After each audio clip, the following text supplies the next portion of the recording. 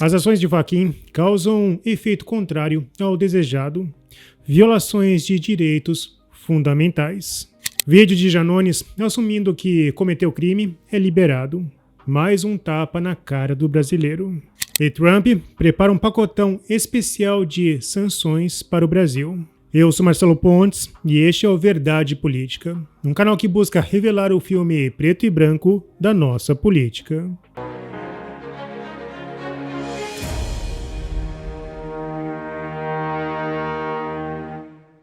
A Constituição brasileira vem perdendo o seu sentido graças a uma corte ativista.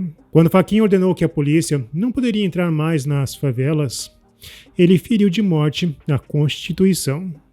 O STF não pode intervir em atos administrativos, muito menos dizer como as instituições devem trabalhar. Mas Fachin partiu de uma premissa não debatida de que a pandemia resultou em violações de direitos constitucionais.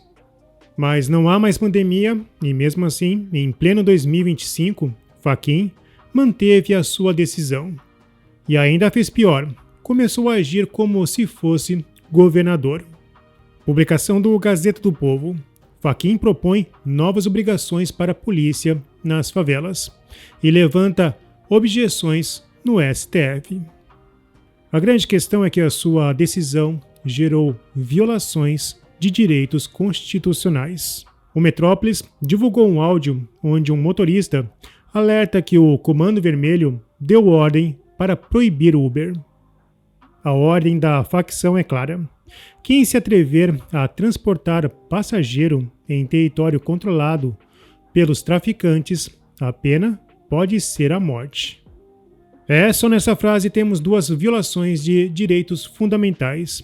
A primeira e principal, direito à vida. E a segunda, ir e vir. E falando em direito à vida, o advogado Jeffrey Chechini foi surpreendido com uma matéria da Oeste. Cuso afirma: Jeffrey Chechini tornou-se um motivo de irritação para o STF por sua insistência pessoal em ficar vivo e continuar defendendo seu cliente. Ele sobreviveu até agora a todas as contribuições doutrinárias de Moraes para o direito mundial, do flagrante perpétuo à prisão provisória por tempo indeterminado. Sobreviveu, inclusive, à nova teoria geral da prova, criada por Moraes e adotada pelo STF. O ônus da prova, que até na Papua Nova Guiné recai sobre quem faz a acusação no Brasil, foi transferido para o acusado. Ou seja, é ele que tem de provar a sua inocência, e não o promotor que tem de provar que ele é culpado. Isso é só metade da história. Aliás, a parte mais fácil. O advogado afirmou que seu processo, em 2025, será um marco entre a liberdade ou a prisão ao povo brasileiro. Eu já estou com aquele sentimento de eu não estou só defendendo o meu cliente nesse processo, nós já estamos defendendo o povo brasileiro. Esse 2025 vai ser um marco no Brasil através desse processo. Esse processo vai ser um marco de povo em liberdade ou povo aprisionado. E eu fico me perguntando se esses precedentes irão atualizar os livros de direito. Até o ChatGPT de viés progressista admite que a empreitada com elementos nazistas pode corroer o Estado de Direito ao longo do tempo. E falando em ato político, Marsiglia publicou sua participação no Gazeta do Povo. Ele fala sobre o impedimento dos ministros no julgamento de Bolsonaro. Nós termos no Brasil vulgarizado e abandonado, jogado na lata do lixo a suspeição e o impedimento, isso ter partido da Suprema Corte do país, é um sintoma evidente de que a Suprema Corte se politizou, e se politizou de uma tal maneira que não tem mais vergonha, abandonando por completo toda e qualquer justificativa, dizendo apenas estou confortável para julgar isso daí. Venezuela, eu não tenho a menor dúvida também, ou em Cuba, que há conforto no julgamento. O problema é se há conforto nosso. É óbvio que não há conforto nosso em o ministro Moraes ser vítima e ser o julgador do caso. É óbvio que não há conforto nosso em o Zanin ser o advogado do Lula e, ao mesmo tempo, o julgador do seu maior adversário, que é o Bolsonaro. Não há nenhum conforto nosso no Dino ter sido ministro da Justiça e promovido à resistência ao dia 8, e, ao mesmo tempo, ele agora é o árbitro, é o juiz, é quem vai julgar essas pessoas. Quem está conformado com isso, ou é por completa ignorância da consequência que isso traz para todo o sistema democrático, ou é uma pessoa interessada nos resultados políticos que esses julgamentos vão obter. O advogado constitucionalista deixou claro que a sessão virtual, que julgará o impedimento de ministros, serve apenas para validar a decisão monocrática e evitar questionamentos futuros sobre nulidade. O que não é nulo, é claro, é o alinhamento STF-governo Lula. E parece que ninguém precisa explicar por que ministros do STF e ministros de Lula estão usando o mesmo avião da FAB, já que a lista era secreta. E olha que Fachin também citou a impessoalidade em sua decisão contra a polícia.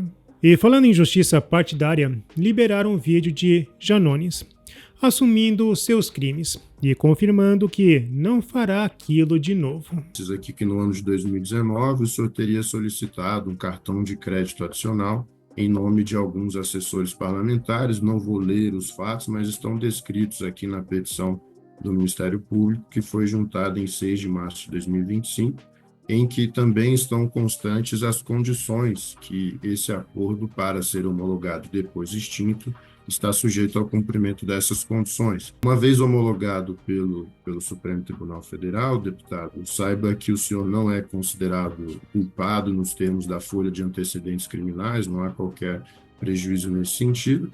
A única ressalva é que, em fatos futuros, essa possibilidade do acordo não será mais disponível ao senhor, e claro que a extinção da punibilidade por esses fatos fica sujeita ao cumprimento integral dos termos do acordo, que, quando homologado, passará a uma fase de execução que é acompanhada pelo próprio Ministério Público. Tudo bem? O senhor está de acordo? Tem ciência desses elementos? Ciente e de acordo. Perfeito. Então, da nossa parte, acho que seria isso. É, de fato, uma audiência simples, confirmada, portanto, a voluntariedade do acordo, seguirá para homologação pelo ministro Luiz Fux. Alguém tem algum requerimento ou quer manifestar alguma palavra? Não tem. Doutor, Pois não. Excelência, eu queria só tirar uma dúvida Fique simples, mas é porque no acordo tem um termo de que o prazo para o pagamento inicial, aquele valor que eu vou pagar à vista, começaria 30 dias após a homologação. Então, a homologação não conta dessa data, é depois que o ministro Fux assinar ou passa a contar dessa audiência? Não, haverá uma decisão formal no processo de homologação. Bom, essa regra deveria ser aplicada apenas em creches, pois até mesmo crianças levam uma chinelada da mãe quando desobedecem. E já que tocamos no assunto nazismo, um parlamentar francês afirmou que Trump deveria devolver a Estátua da Liberdade à França. Caroline Levy, porta-voz da Casa Branca, calou o parlamentar ao ser questionada por um jornalista. Meu conselho para esse político francês anônimo e de baixo nível seria lembrá-lo de que é somente graças aos Estados Unidos da América que os franceses não falam alemão atualmente. Então, eles deveriam ser muito gratos ao nosso grande país. Bom, Trump luta pela liberdade de expressão e se posiciona contra as ditaduras. Ao contrário do que muitos falsos liberais dizem, Trump irá impor mais restrições a ditaduras, incluindo a Rússia. Estamos falando de limitações ao território americano. E aqui morre a alegação que os Estados Unidos e a Rússia estariam do mesmo lado. Inclusive, muitos liberais reciclaram a fake news de que os Estados Unidos estavam trabalhando ao lado da Rússia para promover os republicanos. Bom, essa informação já foi desmentida várias vezes. Inclusive, a mídia teve a cara de pau de reciclar isso na eleição de 2024. Schellenberg afirmou: a Rússia está ajudando os republicanos a roubar a eleição de 2024, diz a mídia, mas não há evidências disso. Em 2016, a Rússia favoreceu Clinton, não Trump, dizem fontes confiáveis.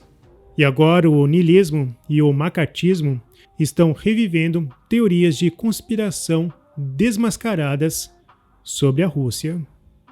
Segundo Capelli, Trump também está estudando um pacotão de sanções personalizadas para o Brasil. As sanções serão aplicadas em camadas, mas Alexandre de Moraes está no topo delas. E como apontei, empresas americanas, incluindo bancos, colocarão Moraes em uma blacklist. E ser apontado como antidemocrático e violador de direitos humanos pela maior democracia do mundo, com certeza tem um peso. Porém, é claro que dependeremos de ações firmes dentro do país.